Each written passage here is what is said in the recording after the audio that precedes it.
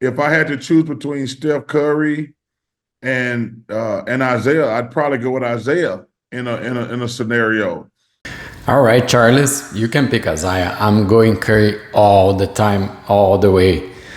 Let's talk Golden State Warriors. Welcome. Glad to be here with you. And today we have a lot of Warriors news to cover.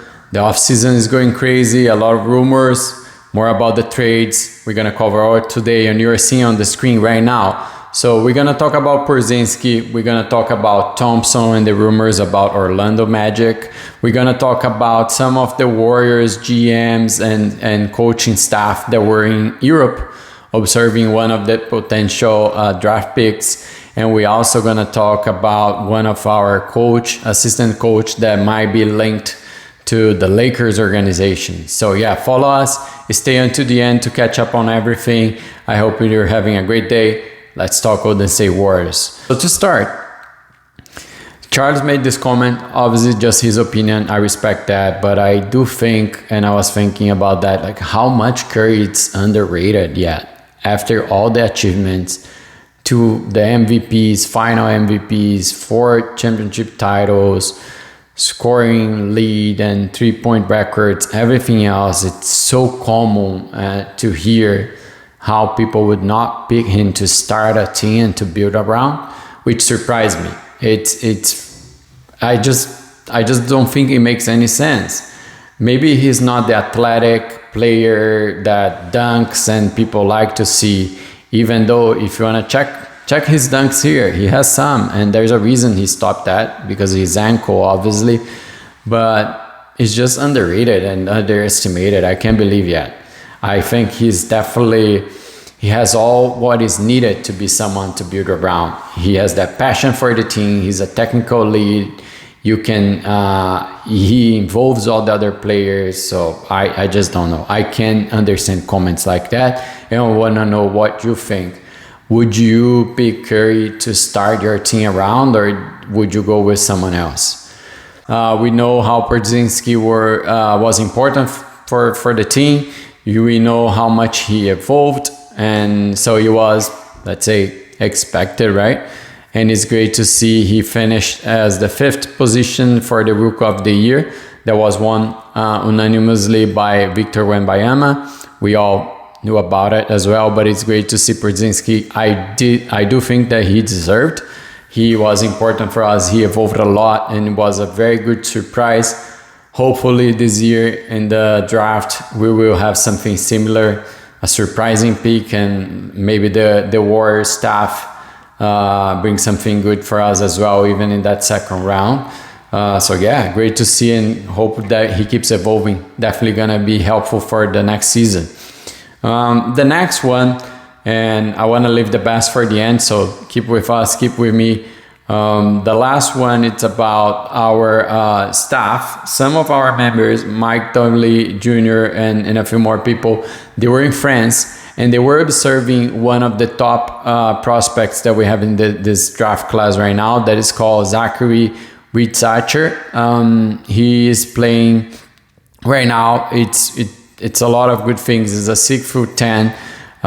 It could be a very good fit for the Warriors, and they were there. Obviously, as we know, the Warriors have a very low chance of getting a first round pick, and that's because if we don't get a top 4 pick, that's going to Portland because of the deal that we did with Iguodala and some other stuff in the past. So it's a low chance, but they were observing, obviously, we saw trades happening, could be involved in something. But it's good to keep an eye on him.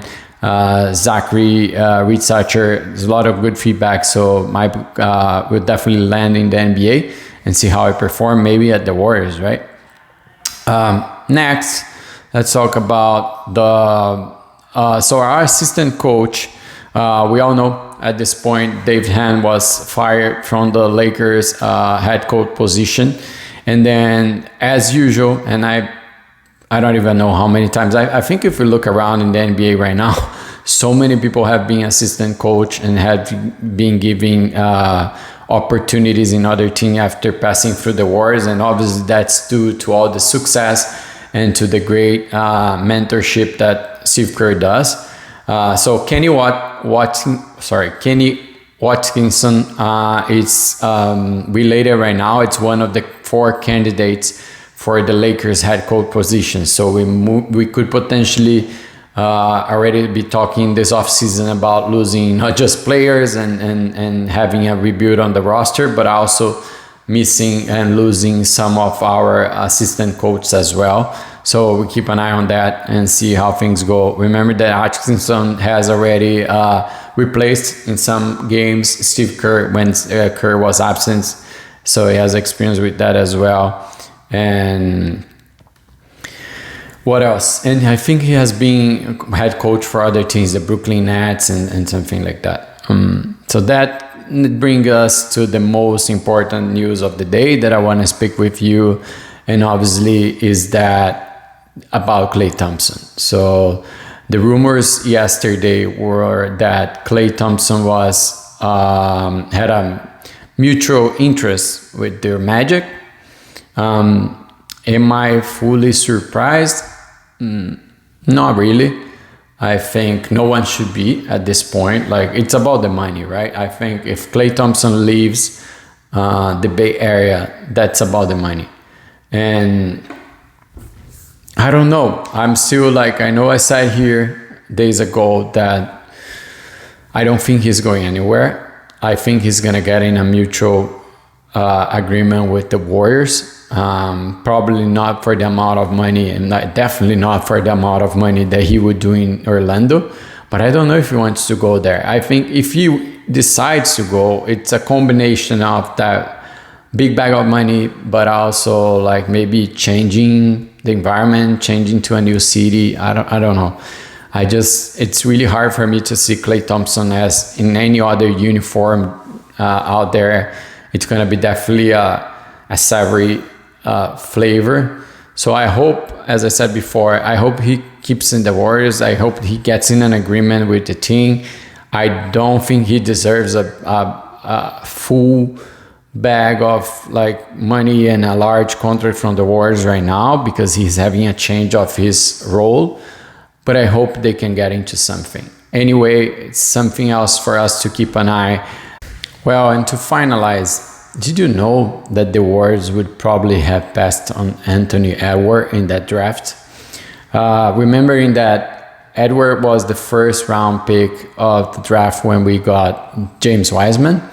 And so we can't really blame the team that would have passed on him. Also because obviously we didn't get that first round pick, even that we lost 4 more games than anyone else at that season.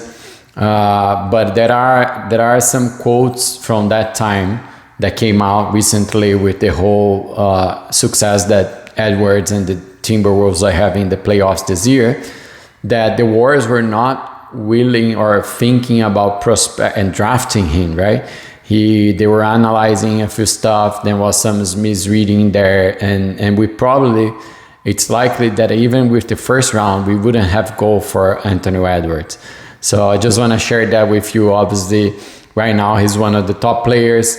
So many comparisons with like huge players from the past, and it's interesting. If we had the opportunity, would we have picked Anthony Edwards? Obviously, Wiseman, we know things didn't work out, but it's an interesting how the draft is tricky. And I will leave in the screen there the whole draft class of that year for you. You have a great day and bye.